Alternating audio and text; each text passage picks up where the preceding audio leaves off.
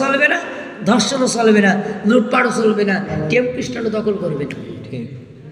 শান্তি অন্য কেউ দিতে পারবে না। শান্তি দিতে পারবে একমাত্র আল্লাহ সুবহানাহু ওয়া তাআলা, কোরআন, নবীর আদর্শ। আজকে আমরা ছুটতেছি ব্যক্তিগত নেতার আদর্শ বাস্তবায়ন করার জন্য। কোনো নেতার আদর্শ আপনার আমার শান্তি দিতে পারবে না।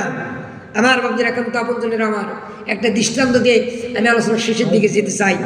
খলিফাতুল মুসলিমিন ওমর ইবনুল খাত্তাব রাদিয়াল্লাহু তাআলা, যিনি অর্ধ বিশ্ব শাসন করা একজন খলিফা, রোমান সম্রাট, তার গোয়েন্দা সংস্থার সেনাপতি যিনি, ওনাকে ডেকে বলছেন, মুসলমানরা যে কায়দায় দেশ বিজয় করতেছে না জানি খুব শীঘ্রই রোম বিজয় করে ফেলবে।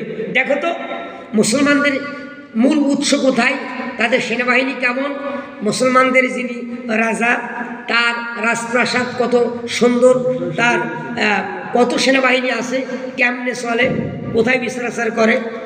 গোয়েন্দা সংস্থার সেনাপতিকে পাঠানো হলো। গোয়েন্দা সংস্থার সেনাপতি আসছে।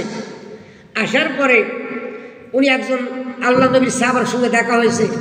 বলছিলাম, আইনা মুলুকাকুম, তোমাদের এ দেশের রাজা কোথায়? উনি বললেন, আমার দেশের কোনো রাজা নেই, আমার দেশে আছে একজন আমিরুল মুমিনিন খলিফাতুল মুসলিমিন উমর ইবনুল খাত্তাব রাদিয়াল্লাহু তাআলা। গোয়েন্দা সংস্থার সেনাপতি বলছেন, ওনার রাজপ্রাসাদ কোথায়?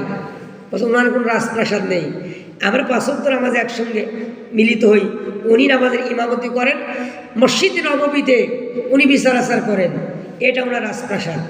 মসজিদ নববীর পাশেই দেখা হয়েছে। বলছে, ওনার সেনা সৈন্য, ওনার বডিগার্ড? বলছে, ওনার কোনো বডিগার্ড নেই। উনি বলছেন, আমার একটু দেখা করা দরকার, ওনার সঙ্গে কথা বলা দরকার, কোথায় পাবো ওনাকে?